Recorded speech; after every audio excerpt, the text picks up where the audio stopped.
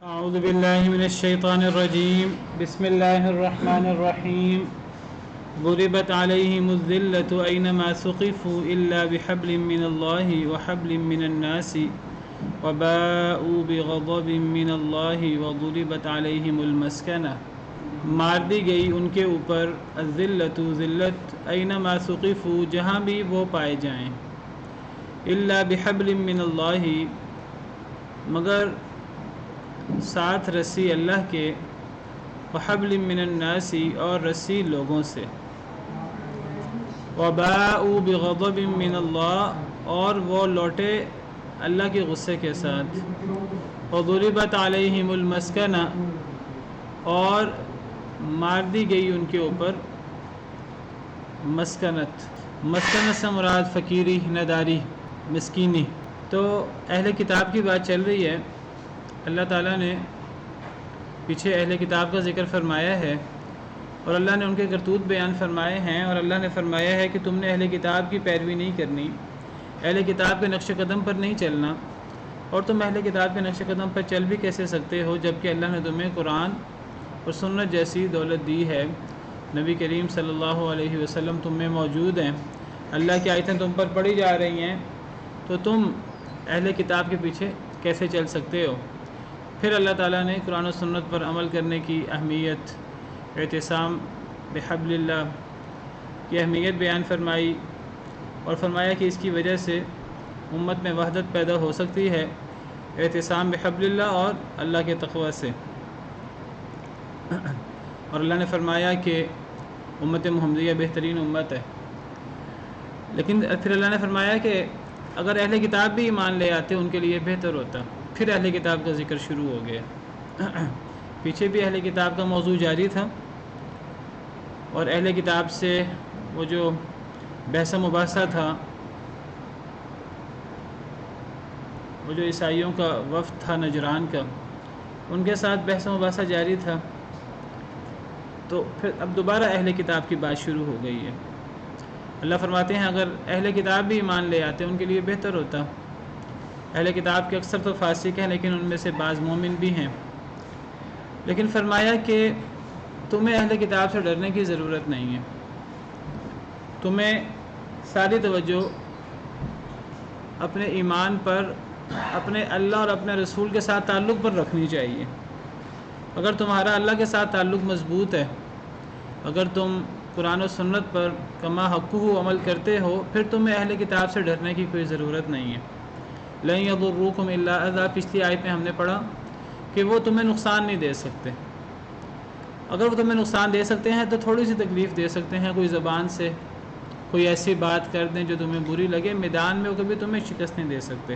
وَإِن يُقَاتِلُوكُمْ يُوَلُّوكُمُ الْأَدْبَارَ، اگر وہ تم سے لڑائی کریں گے میدان میں تو وہ پیٹھیں پھیر کے بھاگ جائیں گے، ثُمَّ لَا يُنصَرُونَ، پھر ان کی مدد نہیں ہوگی۔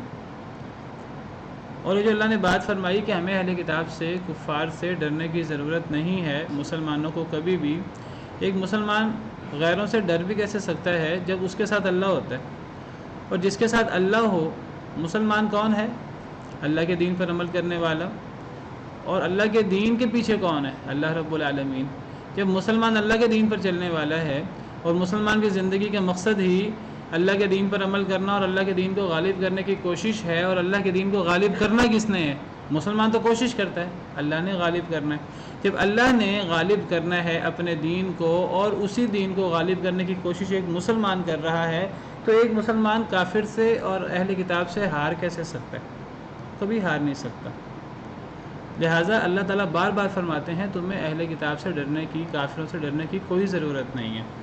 لن یضروکم الا اذی، ہرگز نہیں تمہیں نقصان دے سکتے مگر تھوڑی سی تکلیف، کوئی زبان سے تمہیں تکلیف دے دیں، کوئی زبان سے کوئی سازشیں کر لیں تو کر لیں، وہ عملی طور پہ تمہیں کوئی نقصان نہیں دے سکتے۔ اور ایسا ہوا، یہ کوئی اللہ کے ایسے صرف زبانی وعدے نہیں ہیں، یہ عملی وعدے ہیں۔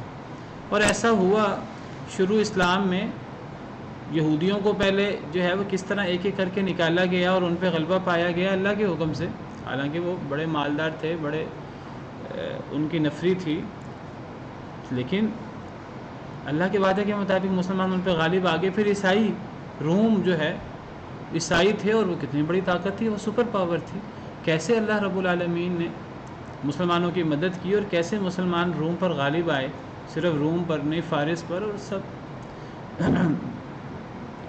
بہت غلبہ ہوا مسلمانوں کو، اور کئی سو سال تک غلبہ رہا مسلمانوں کا۔ بعد میں عیسائی اور مسلمانوں کے عیسائیوں کے ساتھ جب کلش ہوئی، اس میں مسلمانوں کو نقصان کا سامنا بھی کرنا پڑا۔ وہ بھی اس آیت کے خلاف نہیں ہے، وہ اس آیت کے خلاف اس لیے نہیں ہے کہ اللہ تعالیٰ نے جو مسلمانوں کو کہا ہے کہ تمہیں ان سے ڈرنے کی ضرورت نہیں ہے، یہ ایمان اور تقوی کی بنیاد پر اللہ نے فرمایا ہے۔ اگر مسلمان ہی ایمان پر عمل نہ کریں، اللہ اور اللہ کے رسول کے احکامات پر عمل نہ کریں، تو پھر یہ وعدے نہیں ہیں اللہ تعالیٰ کے۔ ابھی ہم پڑھیں گے آگے، یہ موضوع تھوڑا سا چلے گا اہل کتاب کا۔ اگلی آیات میں اللہ تعالیٰ فرماتے ہیں، یہ آیت نمبر، ابھی تو ہم آیت نمبر 112 پڑھ رہے ہیں، اور یہ آگے آیت نمبر 119 اور 120 میں ہم پڑھیں گے، وَإِن تَصْبِرُوا وَتَتَّقُوا لَا يَضُرُّكُمْ كَيْدُهُمْ شَيْئًا۔ اگر تم صبر کرو اور تم اللہ سے ڈرو تو تمہیں ان کی چال کوئی نقصان نہیں دے سکتی، ان اہل کتاب کی۔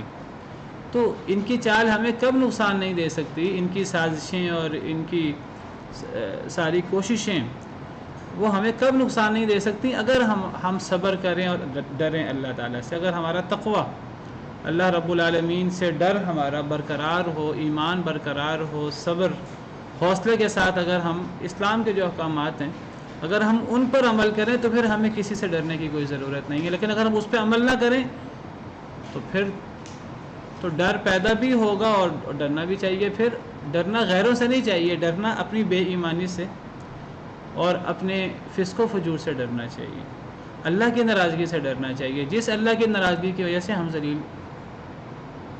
ہوئے بھی ہیں اور ہوں گے بھی۔ اور اس ذلت سے بچنے کا ایک ہی حل ہے، اور وہ حل ہے اللہ کی طرف رجوع۔ وَتُوبُوا إِلَى اللَّهِ جَمِيعًا أَيُّهَا الْمُؤْمِنُونَ لَعَلَّكُمْ تُفْلِحُونَ۔ اللہ تعالیٰ نے فرمایا وَأَنْتُمُ الْأَعْلَوْنَ إِن كُنتُم مُؤْمِنِينَ، تم ہی غالب ہوگے اگر تم مومن ہو۔ اور میں کئی موقعوں پر بار بار ایسی آیات پیش کر چکا ہوں، کئی موقعوں پر، کہ جس میں اللہ نے کتنی دفعہ وعدے کیے ہیں، اور وہ اللہ کے وعدے صرف اللہ کے نبی کے ساتھ خاص نہیں ہیں، اللہ کے نبیوں کے ساتھ خاص نہیں ہیں، وہ وعدے اللہ کے نیک بندوں کے ساتھ، ایمان والوں کے ساتھ بھی ہیں، اور وہ صرف آخرت کے حوالے سے نہیں ہیں، وہ دنیا کے حوالے سے بھی ہیں۔ اور بار بار وہ آیات اس لیے پیش کرتا ہوں کہ کم از کم پہلی چیز تو ہمارا ایمان ہے، ہمارا ایمان تو مضبوط ہو اس بات پر اور اللہ کے وعدوں پر کہ اللہ نے یہ وعدہ کر رکھا ہے مسلمانوں سے کہ اللہ ہمیشہ مسلمانوں کو غلبہ دیں گے۔ اس پر ہمارا ایمان ہونا چاہیے، ہمارے عقیدے کا مسئلہ ہے۔ اور اگر مسلمان یہ سمجھتے ہیں کہ ہم دنیا میں غالب نہیں آ سکتے، تو یہ مسلمانوں کی ایمان کی خرابی ہے، عقیدے کی کمزوری ہے، جس کی اصلاح ہونی چاہیے سب سے پہلے۔ یہ عقیدے کی اصلاح ہوگی اور کتاب و سنت پر عمل ہوگا، اور پھر مسلمان جو ہیں وہ عملی طور پر بھی غالب آئیں گے۔ سب سے پہلے مسلمانوں کا اللہ پر حسن ظن ہونا چاہیے، اللہ کے وعدوں پر اعتبار ہونا چاہیے۔ اللہ مسلمانوں کو ذلیل کر کیسے سکتے ہیں؟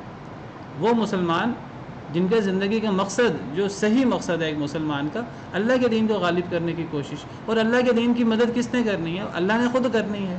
اور جس کے پیچھے اللہ ہو اس کو ڈرنے کی کوئی ضرورت ہے؟ کوئی ضرورت نہیں ہے۔ اور اللہ فرماتے ہیں کہ اللہ کے دین کو، اللہ کے مشن کو بجھانے کی کوشش جو لوگ کرتے ہیں، اللہ فرماتے ہیں پوری دنیا اکٹھی ہو جائے، سارے دنیا کے لوگ مل جائیں، سارے وسائل اکٹھے کر لیں، وہ اللہ کے دین کو اور اللہ کے مشن کو بجھانے کی کوشش ایسے ہے جیسے ایک بہت بڑا الاؤ روشن ہو آگ کا، نور کا، اور کوئی اسے پھونک مار کر بجھانے کی کوشش کرے۔ کیا پھونکوں سے کبھی اتنے بڑے الاؤ وہ بجھا کرتے ہیں؟ کبھی نہیں بجھا کرتے۔ جتنی مرضی سازشیں کر لی جائیں، جتنی مرضی جو ہے وہ روپے پیسے خرچ کر لیے جائیں، جتنی مرضی دنیا اکٹھی ہو جائے، کبھی اللہ کے دین کو مغلوب نہیں کیا جا سکتا، کبھی اللہ کے اس جلائے ہوئے الاؤ کو، اس روشنی کو ختم نہیں کیا جا سکتا۔ یریدون لیطفئوا نور اللہ بافواہہم، وہ چاہتے ہیں کہ وہ اللہ کے نور کو اپنے منہ کی پھونکوں سے بجھا دیں۔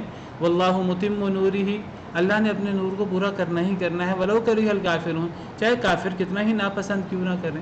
هو الذی ارسل رسولہ بالہدی ودین الحق لیظہرہ علی الدین کلہ، اللہ نے اپنے رسول کو ہدایت اور دین حق کے ساتھ بھیجا تاکہ اللہ تعالیٰ اس کو تمام ادیان پر غالب کر دے، ولو کرہ المشرکون، چاہے مشرک کتنا ہی ناپسند کیوں نہ کرے۔ اور ہم نے پڑھا اس صورت کے شروع میں کہ قل للذین کفروا ستغلبون وتحشرون الی جہنم، اے نبی صلی اللہ علیہ وسلم آپ کافروں سے کہہ دیجئے کہ تم مغلوب بھی ہوگے یعنی دنیا میں، وتحشرون الی جہنم اور تم جہنم میں اکٹھے بھی کیے جاؤ گے یعنی آخرت میں، یعنی تم دنیا میں بھی خسارے میں ہو، تم آخرت میں بھی خسارے میں ہو۔ کافر دنیا میں بھی مغلوب اور آخرت میں بھی خسارے میں۔ لیکن آپ دیکھیے آج ہمیں دنیا میں کافر کئی جگہ مغلوب نظر نہیں آتے، مسلمان مغلوب نظر آتے ہیں۔ اللہ کے وعدوں میں کوئی کمی نہیں، اللہ کے وعدے پورے ہیں، پکے ہیں، اور ہمیں اللہ کے وعدوں پر ایمان ہونا چاہیے۔ اللہ فرماتے ہیں اِنَّا لَنَنصُرُ رُسُلَنَا وَالَّذِينَ آمَنُوا فِي الْحَيَاةِ الدُّنْيَا وَيَوْمَ يَقُومُ الْأَشْهَادُ۔ اللہ فرماتے ہیں ہم اپنے رسولوں کی بھی اور ایمان والوں کی بھی، ہم سب کی مدد کرتے ہیں دنیا کی زندگی میں بھی اور جس دن گواہیاں قائم ہوں گی یعنی قیامت، اس میں بھی، دنیا میں بھی اللہ نبیوں کی بھی اور ایمان والوں کی بھی مدد کرتے ہیں، اور آخرت میں بھی اللہ کا وعدہ ہے، اور اللہ کبھی وعدے کی خلاف ورزی نہیں کرتے۔ جنگ احد میں اللہ کے وعدے تب بھی تھے، جنگ احد میں نقصان ہوا مسلمانوں کا، مسلمانوں نے کہا انا ھذا، یہ کہاں سے ہوا؟ ہم پڑھیں گے انشاءاللہ چند ایک دو پیجز کے بعد۔ تو اللہ نے فرمایا تمہاری اپنی وجہ سے ہوا۔ وہ صحابہ کرام کا دور تھا، صحابہ کرام کے دور میں جب انہیں بعض وجوہات کی بنا پر جنگ احد میں نقصان کا سامنا کرنا پڑا تو اللہ نے وجہ بتائی کہ یہ تمہاری اپنی وجہ سے ہوا۔ وہ تو صحابہ تھے، وہاں تو نبی صلی اللہ علیہ وسلم موجود تھے۔ آج ہم صحابہ کی طرح، ہم تو صحابہ کے پاسنگ بھی نہیں ہیں، ہم تو بہت دور نکل چکے ہیں، اور نبی صلی اللہ علیہ وسلم بھی موجود نہیں ہیں، ہم دین سے بہت دور ہو چکے ہیں۔ اگر آج ہمیں کوئی نقصان پہنچتا ہے اور مشکلات کا سامنا کرنا پڑتا ہے، کل بات ہو رہی تھی مشکلات کا سامنا ہوتا ہے دعوت پہ اور ان چیزوں میں، تو بہرحال یہ ہمارے اعمال کی وجہ سے۔ تو اللہ کا وعدہ جو ہے وہ سچا ہے، اور اللہ فرماتے ہیں تمہیں اہل کتاب ہوں یا کافر ہوں تمہیں کسی سے ڈرنے کی کوئی ضرورت نہیں ہے، وہ تمہیں نقصان نہیں دے سکتے، اور اگر تم سے لڑیں بھی میدان جنگ میں تو وہ پیٹھیں پھیر کر بھاگیں گے، پھر ان کی مدد نہیں ہوگی۔ اور اللہ نے سورہ حشر میں فرمایا لَأَنْتُمْ أَشَدُّ رَهْبَةً فِي صُدُورِهِم مِّنَ اللَّهِ، کہ وہ تو بدبخت اللہ سے ڈرتے ہی نہیں ہیں۔ ایک مسلمان ہے جو اللہ سے ڈرتا ہے۔ اللہ نے فرمایا کہ کافروں کے نزدیک کافر اللہ سے نہیں ڈرتے جتنا تم سے ڈرتے ہیں۔ لَأَنْتُمْ أَشَدُّ رَهْبَةً فِي صُدُورِهِم مِّنَ اللَّهِ، تم اے مسلمانوں کافروں کے دلوں میں تمہارا خوف اللہ سے بھی زیادہ ہے۔ ذَلِكَ بِأَنَّهُمْ قَوْمٌ لَا يَفْقَهُونَ، یہ اس لیے ہے کہ وہ بے وقوف لوگ ہیں، وہ اللہ سے نہیں ڈرتے، وہ تم سے ڈرتے ہیں۔ تو بہرحال کافر مسلمانوں پر کبھی غالب نہیں آ سکتے اگر مسلمان اپنے دین پر صحیح طریقے سے عمل پیرا ہوں۔ تو اللہ فرماتے ہیں ضُرِبَتْ عَلَيْهِمُ الذِّلَّةُ، اہل کتاب کی بات ہو رہی ہے، مار دی گئی ان کے اوپر ذلت، ان کے اوپر ذلت مار دی گئی ہے، طے کر دی گئی ہے، تھوپ دی گئی ہے۔ اَيْنَمَا ثُقِفُوا، جہاں بھی وہ پائے جائیں، إِلَّا بِحَبْلٍ مِّنَ اللَّهِ، سوائے اللہ کی رسی کے، وَحَبْلٍ مِّنَ النَّاسِ، یا لوگوں کی رسی کے۔ اہل کتاب مراد ہے خاص طور پہ یہودی، ان پر ذلت مار دی گئی ہے، مسکینی ان کے اوپر تھوپ دی گئی ہے، جہاں بھی وہ پائے جائیں ہمیشہ ذلت ان کا سامنا کرتی رہے گی۔ اور یہ جو ذلت ان کا سامنا کرنا ہے یہ کوئی وقتی نہیں ہے، یہ قیامت تک ہے۔ قرآن کریم کی آیات سے، احادیث مبارکہ سے پتہ لگتا ہے یہ قیامت تک ہے۔ اللہ نے انہیں ذلیل کر دیا ہے، اللہ نے انہیں بڑا غلبہ دیا تھا، اب اللہ نے وہ مقام نبی صلی اللہ علیہ وسلم کی امت کو دے دیا ہے۔ اگر نبی صلی اللہ علیہ وسلم کی امت دین پر صحیح طریقے سے عمل پیرا رہی، امر بالمعروف نہی عن المنکر اور پر صحیح طریقے سے عمل پیرا رہی، تو اللہ فرماتے ہیں اب یہ ہمیشہ ذلیل رہیں گے، سوائے اس کے کہ اللہ کی رسی انہیں حاصل ہو جائے۔ اللہ کی رسی سے کیا مراد ہے؟ اللہ کی رسی سے مراد کہ یا تو یہ ایمان لے آئیں، یا پھر یہ جزیہ دے کر مسلمانوں کے علاقے میں رہیں۔ اگر جزیہ دے کر اسلامی حکومت میں رہیں تو پھر اسلامی حکومت ان کی جان و مال کی حفاظت کرے گی، اور اسلامی حکومت میں غیر مسلم وہ بھی ایک عزت کے ساتھ اور اپنی جان و مال کی حفاظت کے ساتھ رہتا ہے، اور اس کے جان و مال کی اتنی ہی اہمیت ہوتی ہے جتنی ایک مسلمان کی جان و مال کی اہمیت ہوتی ہے، لیکن اس میں اور مسلمان میں فرق یہ ہوتا ہے کہ اسے ذلت کے ساتھ جو ہے وہ جزیہ دینا ہوتا ہے، اور ایک مسلمان اس پہ کوئی جزیہ نہیں ہوتا، اس پہ کوئی ٹیکس نہیں ہوتا۔ ہاں مسلمان اللہ کو راضی کرنے کے لیے زکوٰۃ دیتا ہے، اور زکوٰۃ کوئی جزیہ کوئی ٹیکس نہیں ہے۔ ان پر ہمیشہ کے لیے ذلت اور مسکینی ہے، سوائے اس کے کہ یہ اللہ کی رسی ان کو حاصل ہو جائے، یا یہ اسلام قبول کر لیں، اور یا پھر یہ اسلامی حکومت کے تحت جو اللہ کا نظام ہے، اسلامی حکومت کے تحت ان سے جزیہ لیا جائے گا، اس میں ان کی جان و مال کی حفاظت ہوگی، یا پھر انہیں لوگوں کی رسی مل جائے، لوگوں کی سپورٹ مل جائے۔ لوگوں کی سپورٹ سے کیا مراد ہے؟ مفسرین کرام کہتے ہیں علماء کہ لوگوں کی سپورٹ سے مراد اگر تو پوری حکومت انہیں امان دے اور پوری حکومت ان سے ذمہ والا معاملہ کرے، وہ تو اللہ کا نظام ہے، اور وہ تو بحبل من اللہ میں آتا ہے۔ اگر کوئی ایک مسلمان انہیں امان دیتا ہے تو یہ لوگوں کی امان میں آتا ہے۔ آپ نے پڑھا ہوگا امان کے بارے میں کہ اگر مسلمانوں میں سے کوئی ایک شخص بھی کسی کافر کو امان دے دے تو وہ پوری حکومت کی طرف سے امان ہوتی ہے۔ کوئی ایک شخص، چاہے وہ عام سا ہی کوئی فرد ہو مسلمانوں میں سے، چاہے کوئی عورت ہی ہو، ایک عورت کسی کو امان دے دے تو پوری اسلامی حکومت پر اس شخص کو امان دینا ضروری ہو جاتا ہے۔ ایک مسلمان کی اہمیت ہے۔ سیدہ ام ہانی رضی اللہ عنہ وارضاہا، سید حضرت علی کی بہن، انہوں نے ایک دفعہ ان کے کوئی رشتہ دار تھے جو مسلمان نہیں تھے، وہ ان کے پاس آئے اور ان سے کہا کہ آپ مجھے امان دیں، تو انہوں نے انہیں امان دی۔ تو نبی حضرت علی کو پتہ لگا، حضرت علی ناراض ہوئے اپنی بہن سے، آپ نے امان دے دی ہے، یہ تو ہمارا دشمن ہے، یہ ہے وہ ہے، آپ نے کیوں امان دی؟ تو جب یہ معاملہ نبی صلی اللہ علیہ وسلم کی خدمت میں آیا تو آپ نے فرمایا اے ام ہانی، جسے آپ نے پناہ دی ہے ہم نے بھی اسے پناہ دی۔ آپ نے حضرت علی کو روکا، آپ نے فرمایا کہ ام ہانی نے اگر کسی کو پناہ دی ہے تو ہم بھی اسے، پوری اسلامی حکومت اسے پناہ دے گی۔ تو یہ وحبل من الناس،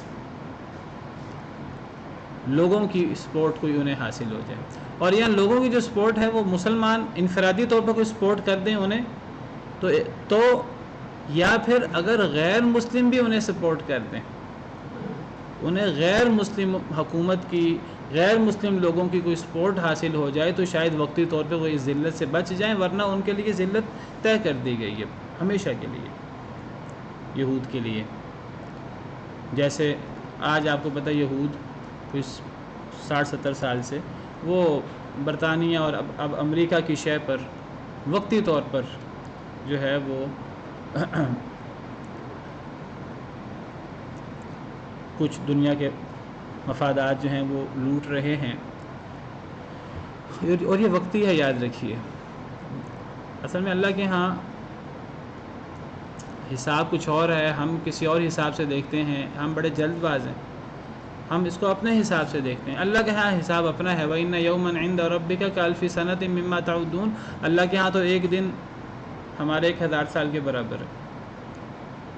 اللہ کے حساب سے تو آپ سمجھیے ابھی پتہ نہیں کچھ گھنٹے بھی ہوئے ہیں کہ نہیں ہوئے۔ تو یہ جو قوموں کی عروج و زوال ہے اس کے اندر یہ 50 سال 60 سال 100 سال کوئی زیادہ حیثیت نہیں رکھتے۔ اور پھر اللہ نے فرمایا کہ ان پر ذلت اور مسکینی طے کر دی گئی ہے، تھوپ دی گئی ہے ان کے اوپر۔ ہاں اللہ کی کوئی مدد حاصل ہو جائے یا لوگوں کی مدد حاصل ہو جائے تو اللہ کی مدد سے مراد اسلام ہے، یا پھر ذمہ ہو کر اسلامی حکومت میں رہنا، جزیہ دے کر، ٹیکس دے کر، اور یہ ٹیکس جو ہے وہ کفار پر ہوتا ہے، مسلمانوں پر نہیں ہوتا۔ مسلمانوں کے لیے زکوٰۃ ہوتی ہے، اور زکوٰۃ تو مسلمانوں کا ایک عزت اور ایک وقار ہے۔ یا پھر لوگوں کی سپورٹ، ایک مسلمان امان دے دے، یا پھر کافر لوگ، کافر جماعت جو ہے وہ وقتی سپورٹ کر دے انہیں، تو ورنہ ان پر ذلت اور مسکینی طاری کر دی گئی ہے۔ وَبَاءُوا بِغَضَبٍ مِّنَ اللَّهِ، اور وہ اللہ کے غصے کے ساتھ لوٹے، اللہ بھی ان پر ناراض ہے۔ اللہ کی ناراضگی دور کرنے کی ایک ہی صورت ہے، یہ مسلمان ہو جائیں، ورنہ اللہ کا غضب ان کے اوپر ہے، یہ اللہ کے غضب کے ساتھ لوٹے۔ یہاں تو وَبَاءُوا بِغَضَبٍ مِّنَ اللَّهِ ہے کہ وہ لوٹے اللہ کے غضب کے ساتھ۔ دوسری آیت میں پہلے پارے میں وَبَاءُوا بِغَضَبٍ عَلَى غَضَب، ان پر اللہ کا ایک غضب نہیں ہے، غضب در غضب کا وہ شکار ہے۔ اصل میں اللہ نے ان پر تھوڑے انعامات نہیں کیے، اور انہوں نے اللہ کی تھوڑی نافرمانیاں نہیں کی۔ قرآن کریم بھرا پڑا ہے ان کے کرتوتوں سے۔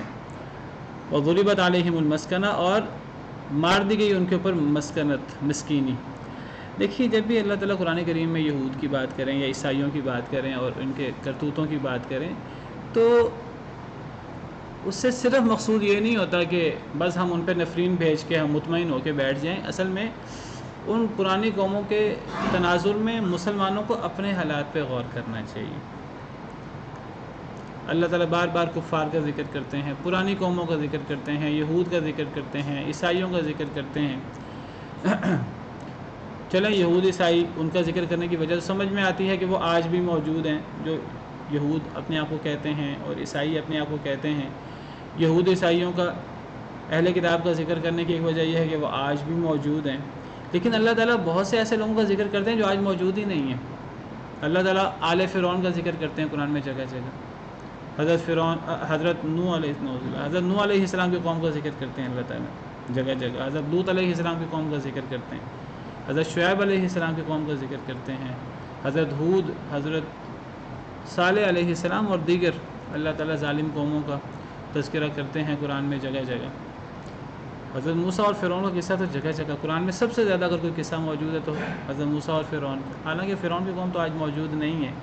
ہمیں بتانا کیا مقصود ہے, وہ پرانی قومیں ہوں, یہود نصارہ, ہمیں اصل میں ایک تو یہود نصارہ کو سمجھانا مقصود ہے کہ وہ ایمان لے آئیں. وَلَوْ آمَنَ أَهْلُ الْكِتَابِ لَكَانَ خَيْرًا لَهُمْ, اگر اہل کتاب ایمان لے آئیں ان کے لیے بہتر ہے, کیونکہ ایمان ہی وہی چیز ہے جو انسان کو دنیا میں اور آخرت میں اللہ کے غضب سے, اللہ کی ناراضگی سے بچا سکتی ہے, غیروں کو بھی مسلمانوں کو بھی. تو یہ ان کے قصے بیان کرنے کی وجہ ہمارے سامنے یہ ہے کہ ہم اپنی اصلاح کر لیں, ہم ان قوموں کے حالات سے عبرت لے لیں. کہیں یہ نہ ہو کہ یہ اللہ کے بڑے محبوب تھے, اللہ نے ان کو بڑی فضیلتیں, بڑا مقام دیا تھا, پھر اللہ نے ان پر ذلت اور مسکینی طاری کر دی. تو یہ صرف ہمارے لیے کوئی قصے کہانی کی حیثیت نہیں ہے, بلکہ ہمیں اپنے حالات پہ غور کرنا اور ہمیں عبرت لینی ہے کہ کہیں اس نقش قدم پہ ہم تو نہیں چل رہے. اور نبی صلی اللہ علیہ وسلم پیش گوئی فرما چکے ہیں, قرآن بتا چکا ہے کہ مسلمان بھی اپنے پچھلے یہود و نصارہ کے نقش قدم پہ چلیں گے.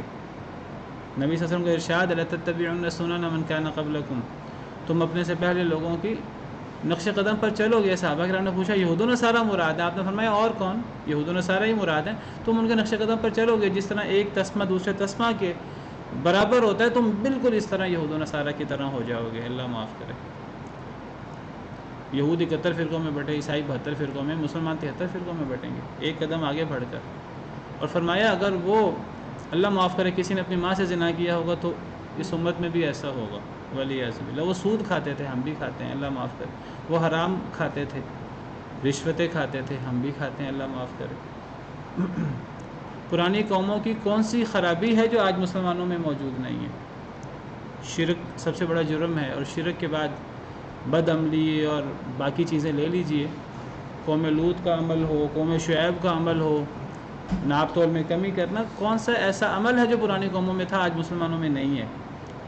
تو ذلت کی وجہ بھی تو پھر یہی ہے. تو بہرحال یہاں یہود کی بات ہو رہی ہے. فرمایا ذالک بانہم کانوا یکفرون بآیات اللہ ویقتلون الانبیاء بغیر حق. یہ ان پر اتنے سخت عذاب اور اتنے سخت جملے ان کے بارے میں کیوں اللہ فرما رہے ہیں؟ اللہ فرماتے ہیں کہ اللہ کا کسی پر کوئی زیادتی نہیں ہے, اللہ کا کسی پر کوئی ظلم نہیں ہے. پیچھے بھی ہم نے پڑھا وَمَا اللَّهُ يُرِيدُ ظُلْمًا لِلْعَالَمِينَ, اللہ جب پورے جہان میں سے کسی ایک پر بھی ظلم کا ارادہ نہیں کرتے. ذَلِكَ بِأَنَّهُمْ كَانُوا يَكْفُرُونَ, یہ اس لیے ہے کہ یہ انکار کرتے تھے بِآیاتِ اللہ, اللہ کی آیتوں کا. وَيَقْتُلُونَ الْأَنْبِيَاءَ بِغَيْرِ حَقٍ, اور یہ قتل کرتے تھے انبیاء کو ناحق. یہ یہود پر یہ جو پیچھے اللہ نے فرمایا کہ ذلت اور مسکینی طاری کر دی گئی ہے, سوائے اس کے کہ اللہ کی رسی, اللہ کی مدد حاصل ہو جائے, لوگوں کی مدد حاصل ہو جائے, ورنہ یہ ذلت اور مسکینی ان پر تھوپ دی گئی ہے. اس کی وجہ ان کا اللہ کی آیات کا انکار کرنا ہے, اور اس کی وجہ انبیاء کو قتل کرنا ہے ناحق.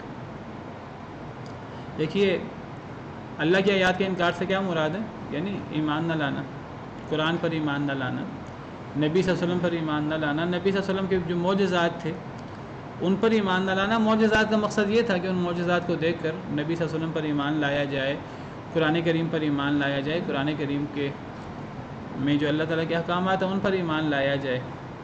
تو نبی صلی اللہ علیہ وسلم کو نہ ماننا، قرآن کریم کو نہ ماننا، یہ گویا کہ اللہ کی آیات کا انکار ہے۔ یہ یہود نے نبی صلی اللہ علیہ وسلم کے آنے کے بعد بھی یہ کام کیا، اور پہلے بھی یہ کام کرتے چلے آ رہے ہیں۔ وہ اپنے ہی دین پر انہوں نے کما حقہ عمل نہیں کیا، اپنے ہی دین میں تحریف کر دی، اپنے ہی دین میں تحریف کی۔ اللہ کی آیات کا پہلے بھی انکار کرتے تھے، قرآن کریم اترنے کے بعد بھی انکار کیا، اور پھر نبیوں کا قتل۔ اور نبیوں کا قتل یہ کتنا بڑا جرم ہے، اس سے بڑا جرم کیا ہو سکتا ہے؟ نبیوں سے بڑھ کر اللہ کا نیک بندہ کون ہوتا ہے؟ ایک عام مسلمان کا قتل، ایک مسلمان کا قتل، ایک مسلمان کی حرمت اللہ کے نزدیک خانہ کعبہ سے زیادہ ہے۔ ایک مسلمان کے خون کی اہمیت اللہ کے نزدیک خانہ کعبہ ہو، حرمت والا مہینہ ہو ذی الحجہ کا، اس سے زیادہ ہے، خانہ کعبہ کی حرمت سے زیادہ ہے۔ بعض احادیث سے پتہ لگتا ہے کہ اگر تمام اہل آسمان، تمام اہل زمین مل کر ایک مسلمان کو ناحق قتل کریں، اللہ سب کو جہنم میں ڈال دے۔ ایک مسلمان کی جان کی اہمیت اتنی زیادہ ہے، اور پھر یہ تو مسلمان ہے، ایک کافر کی جان کی اہمیت ہے۔ من قتل نفسا بغیر نفس او فساد فی الارض فکأنما قتل الناس جميعا، وہ قاتل جو مسلمانوں کے ساتھ لڑائی میں نہیں آتا، جس کو امان دی ہوئی ہے، جو معاہدے میں ہے، کسی کافر کو قتل کر دیا جائے تو فرمایا کہ ایک جان کو قتل کرنا پوری دنیا کو قتل کرنے کے مترادف ہے، اور ایک جان کو بچا لینا پوری دنیا کو زندہ کرنے کے، پوری دنیا کو بچانے کے مترادف ہے۔ اور پھر مسلمان کی اہمیت تو زیادہ ہے، اور پھر مسلمانوں میں سب سے نیک اللہ کے انبیاء، اللہ کے رسول ہوں، ان کو تکلیف دینا اور ان کو قتل کرنا، اس سے بڑا جرم کیا ہو سکتا ہے؟ اس سے بڑا جرم کوئی نہیں ہو سکتا۔ اور دیکھیے کسی کو قتل کرنا، یہ تو آج غیر مسلم بھی کہتے ہیں یہ بڑا جرم ہے، لیکن بعض دفعہ اللہ کی آیات کے انکار کو کوئی بڑا جرم نہیں سمجھا جاتا۔ بھئی یہ بندے کا اور اللہ کا معاملہ ہے، دنیا کے اندر جو ہے نا وہ اللہ کی آیات کے انکار کو بڑا جرم نہیں سمجھا جاتا۔ جب یہ کہا جاتا ہے کہ اسلام کے اندر الولاء والبراء کا عقیدہ ہے، اور الولاء والبراء کا مطلب یہ ہے کہ ایک مسلمان سے محبت کرے گا، ایک مسلمان سے تعلق رکھے گا، ایک کافر سے مسلمان بیزاری کا اظہار کرے گا، تو کئی لوگ سمجھ نہیں آتی یہ بات، وہ کہتے ہیں ایک کافر کو صرف کافر ہونے کی وجہ سے ہم ان سے بیزاری کا اظہار کریں۔ وہ کہتے ہیں کہ اگر ایک کافر جو ہے وہ مسلمانوں پر ظلم کرتا ہے، زیادتی کرتا ہے، قتل و غارت کرتا ہے، پھر تو چلو اس سے بیزاری کا اظہار ہو۔ ایک کافر بے ضرر ہے، مسلمانوں پر وہ ظلم نہیں کرتا، مسلمانوں کو تکلیف نہیں دیتا، تو پھر ایسے کافر سے آپ کو کیا تکلیف ہے؟ ایسا کافر اللہ کی آیات کا انکار کر رہا ہے، اللہ کا انکار کر رہا ہے، اللہ کی آیات کا انکار کر رہا ہے، اللہ کے انبیاء کرام علیہ السلام کو قتل نہیں کر رہا تو جھٹلا تو رہا ہے۔ تو نبی کو جھٹلانا کیا چھوٹی چیز ہے؟ کیا نبی صلی اللہ علیہ وسلم کو جھوٹا کہنا، یعنی آپ صلی اللہ علیہ وسلم پر ایمان نہ لانا آپ کو جھوٹا کہنے کے مترادف ہے؟ آپ پھر جھوٹا منہ سے کہتے بھی ہیں، اللہ معاف کرے، اور بھی الزام لگاتے ہیں۔ تو یہ اللہ اور اللہ کے رسول کے ساتھ جو ایک مقابلہ لگانا ہے، ایک مسلمان کبھی بھی اللہ اور اللہ کے رسول کے ساتھ مقابلہ کرنے والے سے محبت نہیں کر سکتا، اور جو بندہ ان کے ساتھ تعلق رکھے، ان سے محبت کرے، اس کا ایمان سے کیا تعلق ہے؟ اللہ فرماتے ہیں لا تجد قوما یؤمنون باللہ والیوم الآخر یوادون من حاد اللہ ورسولہ، آپ کسی ایسے شخص کو نہیں پائیں گے جو اللہ اور آخرت پر ایمان رکھتا ہو، یوادون من حاد اللہ ورسولہ، وہ ان سے محبت کرے جو اللہ اور اللہ کے رسول سے مقابلہ کرتے ہیں، ولو کانوا آباءہم، چاہے وہ ان کے باپ ہی کیوں نہ ہوں، او ابناءہم، چاہے ان کے بیٹے کیوں نہ ہوں، او اخوانہم او عشیرتہم، ان کے بھائی کیوں نہ ہوں، ان کے کنبے قبیلے کے لوگ ہی کیوں نہ ہوں۔ تو اللہ کی آیات کا انکار یہ اتنا ہی بڑا جرم ہے جتنا بڑا جرم نبیوں کو قتل کرنا ہے۔ اور یہ میں بات کیسے کر رہا ہوں؟ کیونکہ اللہ نے ان دونوں جرموں کو اکٹھا بیان کیا، اور میں کئی دفعہ اس موضوع پر بات کر چکا ہوں۔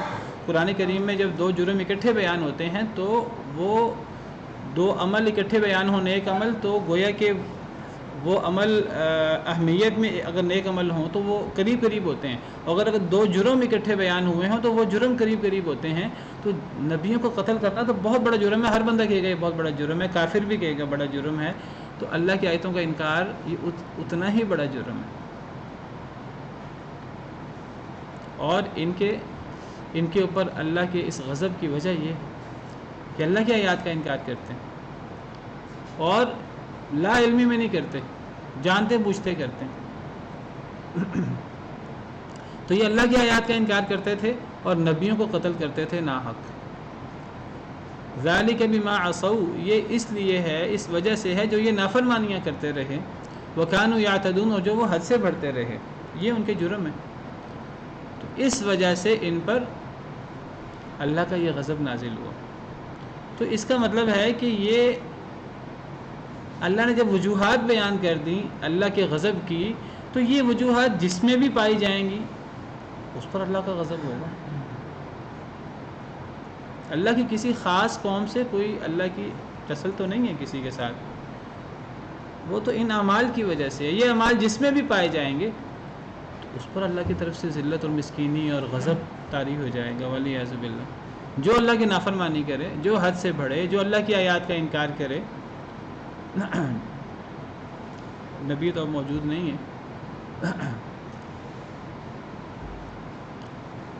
نبیوں کو قتل کرنا، یا ہم نے پیچھے پڑھا تھا تیسرے پارے میں ہی، وہ لوگ جو لوگوں کو نیکی کا حکم دیں انہیں قتل کرنا، اللہ نے ان کا ذکر نبیوں کے قتل کے ساتھ کیا تھا۔ تیسرے پارے میں ہم نے پڑھا تھا ان الذین یکفرون بآیات اللہ ویقتلون النبیین بغیر حق ویقتلون الذین یأمرون بالقسط من الناس فبشرہم بعذاب علیم۔ جو لوگ اللہ کی آیتوں کا انکار کرتے ہیں اور اللہ کے نبیوں کو ناحق قتل کرتے ہیں اور ان لوگوں کو قتل کرتے ہیں جو لوگوں کو نیکی کا حکم دیتے ہیں، تو ایسے لوگوں کو دردناک عذاب کی بشارت دے دو۔ وہاں میں نے وضاحت کی تھی کہ یہاں اللہ کی آیات کا انکار بہت بڑا جرم ہے، سب سے بڑا جرم ہے کفر، اور نبیوں کو قتل کرنا سب سے بڑا جرم ہے، اور ان لوگوں کو قتل کرنا جو لوگوں کو نیکی کا حکم دیں، تو یہ بہت بڑا جرم ہے، علماء کو قتل کرنا۔ تو بہرحال یہ جرم ہمارے ہاں پائے جاتے ہیں، آج مسلمان کہلانے والوں میں پائے جاتے ہیں۔ یہ وجہ ہیں یہود پر اور عیسائیوں پر اللہ کی ناراضگی کی۔ اللہ فرماتے ہیں لیسوا سواء، نہیں ہیں یہ سب برابر۔ پھر اللہ تعالیٰ نے دوبارہ وہی بات کی جو پہلے ہم نے پڑھی، منہم المؤمنون واکثرهم الفاسقون۔ ہم نے پیچھے پڑھا تھا کہ اگر اہل کتاب ایمان لے آئیں تو یہ ان کے لیے زیادہ بہتر ہے۔ اللہ نے فرمایا نہیں، سارے کافر نہیں ہیں، ان میں مومن بھی ہیں، زیادہ فاسق ہیں۔ اور میں نے وضاحت کی تھی پیچھے کہ وہ بہت سارے قبائل تھے ان بہت سارے قبائل میں چند انگلیوں پر گنے جانے والے لوگ مسلمان ہوئے تھے۔ حضرت عبداللہ بن سلام، حضرت اسد بن عبید، اسید بن سالبہ، اسید بن سایہ اور سالبہ بن سایہ وغیرہ، چند لوگ مسلمان ہوئے تھے یہودیوں میں سے خاص طور پر۔ اللہ تعالیٰ ان چند لوگوں کا ذکر آپ قرآن کریم میں جہاں بھی یہود وغیرہ کے بارے میں پڑھیں گے، آپ کو اکثر کئی مقامات پر آپ کو ملے گا کہ سارے ایک جیسے نہیں ہیں، ان میں اچھے لوگ بھی موجود ہیں، اور وہ اچھے لوگ ہیں کتنے؟ وہ چند لوگ ہیں جو انگلیوں پہ گنے جا سکتے ہیں۔ یعنی اللہ کے نزدیک ان چند لوگوں کی بہت زیادہ اہمیت ہے۔ وہی چند لوگ تو ہیں جو ان سب لوگوں کے بالمقابل اللہ کے پیارے ہیں۔ تو جب اللہ ان کا ذکر کرتے ہیں، اللہ تعالیٰ ساتھ ان چند لوگوں کا ذکر ضرور کرتے ہیں، ایک جماعت کے طور پہ اللہ ان کا ذکر کرتے ہیں۔ پیچھے ہم نے پڑھا منہم المؤمنون واکثرهم الفاسقون، ان میں مومن بھی ہیں اور اکثر فاسق ہیں۔ اور یہاں پھر اللہ تعالیٰ دوبارہ تکرار کے ساتھ 2 آیتوں کے بعد ہی سب ایک جیسے نہیں ہیں۔ من اہل الکتاب امۃ قائمۃ، اہل کتاب میں سے ایک جماعت ہے جو قائم رہنے والی ہے، یتلون آیات اللہ آناء اللیل، وہ تلاوت کرتی ہے اللہ کی آیات کی رات کی گھڑیوں میں، وہم یسجدون، اور وہ سجدے کرتے ہیں۔ لیکن اہل کتاب کی بات ہو رہی ہے کہ نبی صلی اللہ علیہ وسلم کے دور کے اہل کتاب یہودی جو ہیں، ان میں اچھی جماعت بھی موجود ہے، اور وہ چند لوگ ہیں گنتی انگلیوں پر گنے جانے والے۔ بطور مثال آپ کو 3-4 صحابہ کرام کا نام آنا چاہیے جو یہود سے مسلمان ہوئے. حضرت عبداللہ بن سلام ہیں، حضرت اسد بن عبید ہیں، حضرت اسید بن سعیہ سین عین یا ہا، ثعلبہ بن سعیہ رضی اللہ عنہم وارضاہم اجمعین. اللہ نے فرمایا ان لوگوں کے لیے اللہ کا ڈبل اجر ہے. یہ جب اہل کتاب میں سے تھے پہلے، تب اہل کتاب اس مسلک پر صحیح طریقے سے کاربند تھے. جب نبی صلی اللہ علیہ وسلم تشریف لائے تو انہوں نے کلمہ پڑھ لیا، تو نبی صلی اللہ علیہ وسلم پر صحیح طریقے سے ایمان لائے، تو ان کے لیے ڈبل اجر ہے. سورہ حدید میں 27ویں پارے کے آخر میں اللہ تعالیٰ فرماتے ہیں کہ ان کو 2 اجر ملیں گے.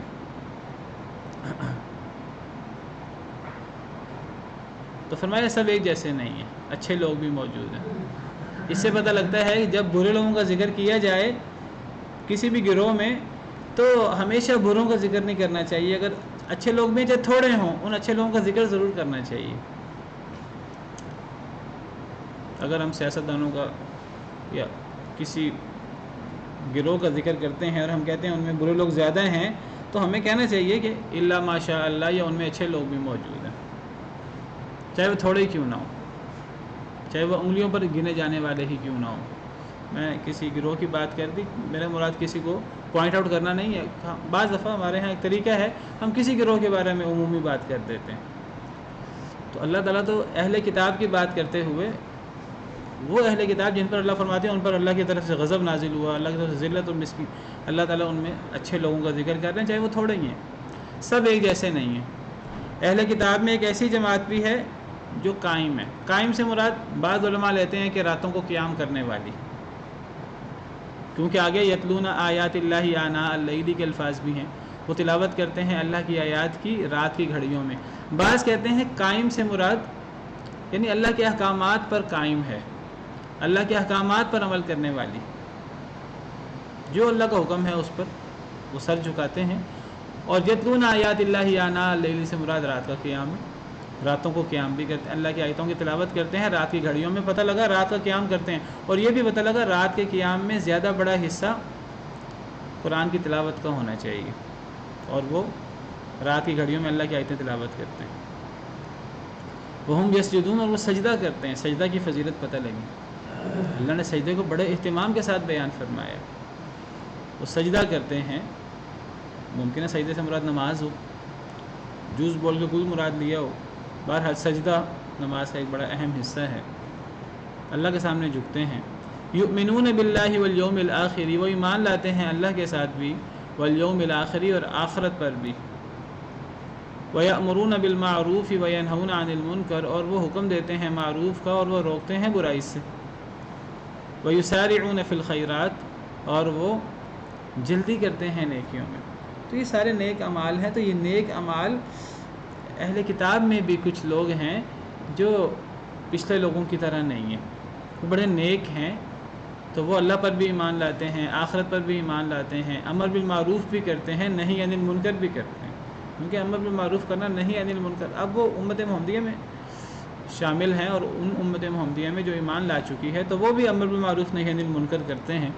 بعض علماء نے یہاں امر بالمعروف نہی عن المنکر سے عمومی امر بالمعروف نہی عن المنکر بھی مراد لیا ہے، اور اس کے ساتھ ساتھ خاص طور پہ وہ کہتے ہیں کہ نبی صلی اللہ علیہ وسلم کے بارے میں اور قرآن کے بارے میں وہ اپنی قوم کو واعظ کرتے ہیں کہ جی نبی صلی اللہ علیہ وسلم سچے ہیں، اور تم بھی نبی صلی اللہ علیہ وسلم پر ایمان لاؤ، قرآن سچی کتاب ہے، تم بھی اس پر ایمان لاؤ. وَيَنْهَوْنَ عَنِ الْمُنْكَرِ سے مراد جو ان کی قوم میں خرابیاں تھیں، قول و فعل میں تضاد تھا، اپنی ہی کتاب پر عمل نہ کرنا تھا، اپنی ہی کتاب کی باتیں چھپانا تھا. تو عمومی امر بالمعروف نہی عن المنکر بھی مراد ہے، اور اس سے خاص طور پہ ان کے حوالے سے، اسلام کے حوالے سے جو یہود اسلام کا ذکر، یہود کو پتہ تھا اسلام سچا دین ہے، لیکن وہ لوگوں کے سامنے کہتے تھے یہ غلط دین ہے، وہ چھپاتے تھے حق کو.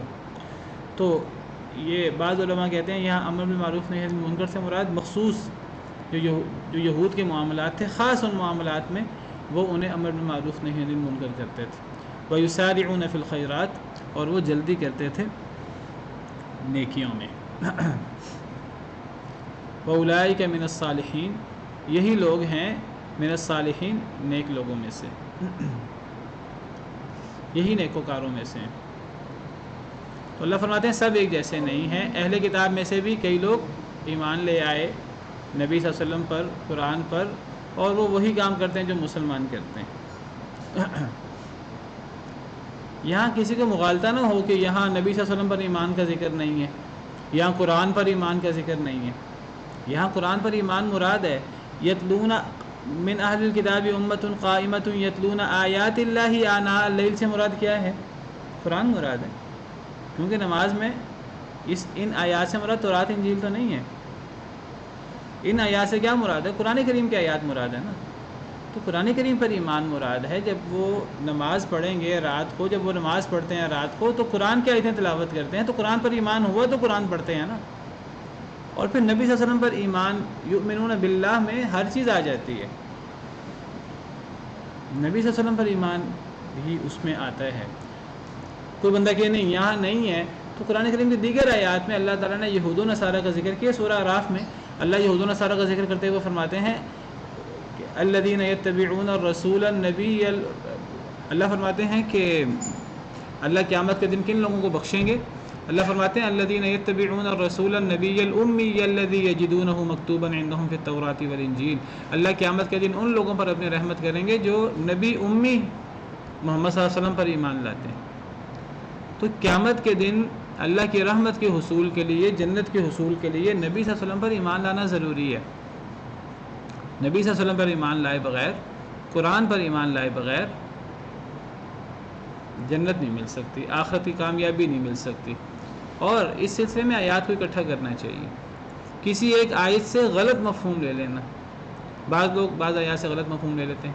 قرآن کریم کی ایک آیت میں اللہ نے یہودیوں کا ذکر کیا، عیسائیوں کا ذکر کیا، سابئین کا ذکر کیا، ایمان والوں کا ذکر کیا، اور اللہ نے فرمایا جو اللہ پر ایمان لائے اور آخرت پر ایمان لائے ان پر کوئی غم نہیں ہے۔ بعض لوگ اس آیت کو غلط معنی کرتے ہیں، پہلے پارے میں بڑی تفصیل سے وضاحت کی تھی۔ بعض لوگ کہتے ہیں دیکھو بس اللہ پر ایمان اور آخرت پر ایمان کافی ہے، تو یہودی رہتے ہوئے بھی جنتی ہو سکتا ہے، عیسائی رہتے ہوئے چاہے وہ نبی صلی اللہ علیہ وسلم پر، قرآن پر ایمان نہ لائے، پھر بھی وہ اللہ پر ایمان رکھے، آخرت پر ایمان رکھے تو جنتی ہو سکتا ہے۔ یہ بالکل غلط تفسیر ہے قرآن کی۔ اللہ نے اہل کتاب کی مذمت کی تو فرمایا ان پر ذلت المسکینی طاری ہوئی اور اللہ کا غضب ہوا، لیکن ان میں سب ایک جیسے نہیں ہیں، ان میں نیک لوگ بھی ہیں جو ایمان لائے نبی صلی اللہ علیہ وسلم پر، قرآن پر۔ تو نبی صلی اللہ علیہ وسلم پر ایمان لائے بغیر، قرآن پر ایمان لائے بغیر کسی کا کوئی نیک عمل قابل قبول نہیں ہے، چاہے وہ کتنا ہی نیک کیوں نہ ہو۔ قرآن کریم کی دیگر آیات سے اور اگلی آیات سے پتہ لگتا ہے۔ وَمَا يَفْعَلُوا مِنْ خَيْرٍ فَلَنْ يُكْفَرُوهُ، اللہ فرماتے ہیں جو بھی وہ کریں خیر کی بات، فَلَنْ يُكْفَرُوهُ، پس ہرگز نہیں اس کی ناشکری کی جائے گی، ہرگز نہیں اس کا انکار کیا جائے گا۔ یعنی اگر یہود میں سے کوئی مسلمان ہو جائے اور مسلمان ہو کر کوئی بھی خیر کا کام کرے تو اس خیر کا کام کی ناشکری نہیں ہوگی، اس کا کوئی انکار نہیں ہو سکتا ایمان لانے کے بعد۔ جو بھی وہ خیر کریں اس لیے انکار نہیں ہوگا کہ پہلے یہ یہودی تھے، کسی کو اس کی سابقہ گناہوں کی وجہ سے، سابقہ اعمال کی وجہ سے اسے بلیم نہیں کیا جا سکتا۔ اگر وہ توبہ کر لے، اگر وہ ایمان لے، اگر وہ اپنی اصلاح کر لے، جو وہ عمل کرے اس کا انکار نہیں ہوگا، اس کی ناشکری نہیں ہوگی۔ کفر کا ایک معنی ناشکری بھی ہوتا ہے۔ واللہ علیم بالمتقین، اللہ تعالیٰ جاننے والے ہیں، بہت جاننے والے ہیں متقین کو۔ اگر یہ تقوی اختیار کر لیتے ہیں، ایمان لے آتے ہیں، جس طرح یہ میں نے ذکر کیا یہ ایمان لائے، تو ان کی ناقدری نہیں ہوگی۔ ان الذین کفروا لن تغنی عنہم اموالہم ولا اولادہم من اللہ شیئا، بے شک وہ لوگ جنہوں نے کفر کیا، لن تغنی عنہم اموالہم، ہرگز نہیں فائدہ دے گا ان سے ان کے مال، ولا اولادہم، نہ ان کی اولادیں، من اللہ شیئا، اللہ سے کچھ بھی۔ یہاں اس آیت کریمہ سے بھی وہی بات ثابت ہو رہی ہے جو میں آپ کے سامنے ذکر کر رہا ہوں کہ کفر کے ساتھ کوئی چیز فائدہ نہیں دیتی، نہ مال فائدہ دیتا ہے، نہ اولاد فائدہ دیتی ہے، نہ کوئی نیکی فائدہ دیتی ہے دنیا میں کی ہوئی کفر کے ساتھ۔ اگر کوئی بندہ اللہ پر ایمان نہ لائے، یا کہ میں اللہ پر ایمان لاتا ہوں، نبی صلی اللہ علیہ وسلم پر ایمان نہ لائے، قرآن پر ایمان نہ لائے، وہ جتنا مرضی نیک کیوں نہ ہو جائے، تو اس کو نہ کوئی اس کا مال فائدہ دے گا، نہ اس کی اولاد فائدہ دے گی، نہ کوئی نیک عمل اس کو فائدہ دے گا۔ وَأُولَٰئِكَ أَصْحَابُ النَّارِ، یہ لوگ آگ والے ہیں، ہم فیہا خالدون، وہ اس میں ہمیشہ ہمیشہ رہیں گے۔ مثل ما ينفقون فی هذه الحیات الدنیا، مثال اس کی جو یہ اس دنیا میں خرچ کرتے ہیں۔ دیکھیے اب نیکی کی بات ہو رہی ہے، یعنی کفر کے ساتھ نہ مال فائدہ دیتا ہے نہ اولاد، چلو یہ تو دنیاوی اسباب ہیں۔ مثل ما ينفقون فی هذه الحیات الدنیا، اس کی مثال جو یہ اس دنیا میں خرچ کریں، خرچ کرنا تو نیکی ہے، ہر بندہ اس کو نیکی مانتا ہے۔ کفر کے ساتھ کوئی بندہ اس دنیا میں خرچ کرے، یہاں سے اس مسئلہ کا بھی رد ہو گیا۔ یہ جو ابھی میں نے بات کی، کچھ لوگ کہتے ہیں یہودی رہتے ہوئے بھی جنتی ہو سکتا ہے، چاہے نبی صلی اللہ علیہ وسلم پر ایمان نہ لائے، قرآن پر ایمان نہ لائے۔ قرآن کریم کی بعض آیات کو توڑ موڑ کر پیش کرتے ہیں، وہ بالکل غلط طور پہ پیش کرتے ہیں۔ کافر شخص کا کوئی عمل قابل قبول نہیں ہے۔ اس کی مثال جو وہ اس دنیا میں خرچ کرتے ہیں، کمثل ریح، اس ہوا کی طرح اس کی مثال ہے، فیہا سر، جس کے اندر بہت ٹھنڈک ہو۔ سر کہتے ہیں بہت ٹھنڈی ہوا کو، سخت سردی کے موسم میں جو ہوا کے بگولے اور آندھی کی صورت ہوتی ہے، سر بہت سخت سردی والی۔ اصابت حرث قوم، جو پہنچے کسی قوم کی کھیتی کو، ظلموا انفسہم، جنہوں نے اپنے آپ پہ ظلم کیا، فاہلکت، پھر وہ اسے ہلاک کر ڈالے۔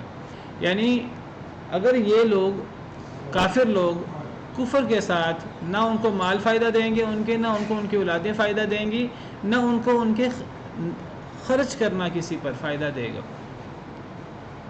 اور جو انہوں نے خرچ کیا ہوگا یا انہوں نے جو نیک اعمال کیے ہوں گے ظاہری طور پر دنیا کے نیک اعمال، اصل میں وہ کافر کا نیک عمل ہوتا نہیں ہے، یہ بات بھی سمجھ لیجئے، چاہے وہ کتنا ہی نیک عمل کیوں نہ نظر آ رہا ہو، کیونکہ نیک عمل کی شرط یہ ہے کہ وہ اللہ کو راضی کرنے کے لیے ہو، اور نیک عمل کی شرط یہ ہے، یعنی پہلی شرط ہے نیک عمل کی ایمان، دوسری شرط ہے اللہ کے لیے ہو اخلاص، اور تیسری شرط ہے نبی صلی اللہ علیہ وسلم کی اتباع۔ یہ تین شرطیں ہیں، ایمان کے بغیر کوئی نیک عمل ہی نہیں ہے، اور اگر ایمان موجود ہو، ایک عمل اللہ کے لیے نہیں ہے، اللہ کو راضی کرنے کے لیے نہیں ہے، دنیا کے لوگوں کی تعریفیں سمیٹنے کے لیے ہے، وہ عمل نیک نہیں ہے۔ ایک شخص جہاد کرتا ہے، کافروں کے خلاف لڑتا ہے، اور اس لیے لڑتا ہے لوگ مجھے مجاہد کہیں، لوگ مجھے بہادر کہیں، تو فرمایا کہ یہ حالانکہ مجاہد کی کتنی فضیلت ہے، لیکن فرمایا کہ جن تین لوگوں سے جہنم کی آگ کو بھڑکایا جائے گا، اس میں ایک یہ شخص شامل ہے کہ جس نے جہاد کیا ہوگا اور وہ کہے گا کہ میں نے تو اللہ کے لیے جہاد کیا تھا، حالانکہ اس کا جہاد اللہ کے لیے نہیں تھا، اس کا جہاد تو اس لیے تھا تاکہ لوگ اسے بہادر کہیں۔ اللہ کہیں گے لوگوں نے تو تجھے بہادر کہہ دیا۔ کسی نے قرآن پڑھایا ہوگا، وہ کہے گا اللہ تعالیٰ سے، اللہ تعالیٰ میں نے آپ کے لیے قرآن پڑھایا تھا، اللہ کہیں گے نہیں، تو نے میرے لیے نہیں کیا تھا، تو نے یہ کام اس لیے کیا تھا لوگ تجھے قاری کہیں، لوگوں نے تو تجھے کہہ دیا۔ کسی نے سخاوت کی ہوگی، وہ کہے گا اللہ تعالیٰ میں نے آپ کے لیے یہ سخاوت کی، آپ کے لیے میں نے چیریٹی دی، آپ کے لیے میں نے خرچ کیا، اللہ کہیں گے تو نے میرے لیے تو کیا نہیں، تو نے تو اس لیے کیا لوگ تجھے سخی کہیں، لوگوں نے تجھے سخی کہہ دیا۔ تو یہ خرچ کرنا کافروں کا، ان کو اس کے خرچ کرنے کا کوئی فائدہ نہیں ہوتا۔ اس کی مثال ایسے ہے جیسے کسی کی کوئی کھیتی ہو، کسی کا کوئی باغ ہو، اور اس باغ کو راتوں رات سخت سردی کے اندر بھگولا آئے، آندھی آئے، سخت ہوا چلے اور وہ باغ تباہ ہو جائے۔ ایک بندہ پرانے زمانے میں نے بتایا باغ کی حیثیت ایک فیکٹری کی اور ایک مل کی ہوتی تھی، تو بڑا لوگوں کا بھروسہ ہوتا ہے کہ جی یہ مل فیکٹری ہمیں فائدہ دے گی، جب فائدے کا وقت ہے تو اس وقت وہ باغ تباہ ہو جائے۔ تو اسی طرح اگر کسی نے کوئی نیکی کی ہوگی، کسی کافر شخص نے، وہ کہے کہ مجھے یہ نیکی دنیا میں فائدہ دے، یا مجھے یہ نیکی اگر آخرت ہے تو آخرت میں فائدہ دے، وہ نیکی تو ایسے جیسے کہ کسی کا باغ تباہ ہو جائے۔ اور اللہ فرماتے ہیں وَمَا ظَلَمَهُمُ اللَّهُ، اللہ نے ان پر کوئی ظلم نہیں کیا۔ یہ اللہ کا کوئی ظلم نہیں ہے کہ کافر کی کوئی نیکی قابل قبول نہیں ہے، یہ اللہ کا ظلم نہیں ہے، اللہ تو بتا چکے ہیں، اللہ تو ہر چیز واضح کر چکے ہیں۔ وَلَٰكِنْ أَنفُسَهُمْ يَظْلِمُونَ، لیکن یہ اپنے آپ پر خود ہی ظلم کرنے والے ہیں۔ تو کافر کا کوئی عمل قابل قبول نہیں ہے۔ کافروں کے بڑے سے بڑے اعمال ہوں، چاہے نیک اعمال ہوں، سراب کی طرح ہے، قرآن کہتا ہے سورہ نور میں، اور قرآن کریم میں یہ موضوع بڑی تفصیل کے ساتھ اللہ نے بیان کیا۔ کافروں کا کوئی عمل قابل قبول نہیں ہے، وہ اڑتی ہوئی گرد کی طرح ہے۔ تو اس وقت تک جب تک کوئی یہودی عیسائی مسلمان نہیں ہوتا، اس وقت تک اس کا کوئی عمل قابل قبول نہیں ہے۔ حدیث مبارکہ ہے، اس پہ ہم ختم کرتے ہیں۔ صحیح مسلم کی حدیث ہے، نبی صلی اللہ علیہ وسلم نے فرمایا والذی نفس محمد بیدہ، اس ذات کی قسم جس کے ہاتھ میں مجھ محمد صلی اللہ علیہ وسلم کی جان ہے، آپ نے فرمایا لا یسمع بی احد نہیں سنتا میرے بارے میں کوئی ایک من هذه الامتی، اس امت میں سے، یہودی ولا نصرانی، چاہے وہ یہودی ہو یا نصرانی ہو، جب وہ میرے بارے میں سن لے، ثم یموت، پھر وہ مر جائے، ولم یؤمن بالذی ارسلت به، اور وہ اس پر ایمان نہیں لایا جو میں دے کر بھیجا گیا ہوں، نبی صلی اللہ علیہ وسلم پر ایمان نہیں لایا، نبی صلی اللہ علیہ وسلم پر جو قرآن حدیث اتری اس پر ایمان نہیں لایا، الا کان من اصحاب النار، وہ آگ والوں میں سے ہوگا۔ کوئی یہودی عیسائی اگر وہ نبی صلی اللہ علیہ وسلم کے بارے میں سن لے، پھر وہ آپ پر ایمان نہ لائے، آپ پر اترنے والے وہی قرآن و حدیث پر ایمان نہ لائے، وہ جنت میں نہیں جا سکتا، کتنا ہی نیک کیوں نہ ہو جائے۔ تو جنت میں جانے کے لیے ایمان شرط ہے۔ تکذیب اور کفر کے ساتھ جنت میں جانے کا خواب دیکھنا ایسے ہی ہے جیسے کہ یہ سمجھنا کہ اونٹ سوئی کے ناکے میں داخل ہو جائے گا۔ سبحان ربک رب العزت عما یصفون وسلام علی المرسلین والحمد للہ رب العالمین۔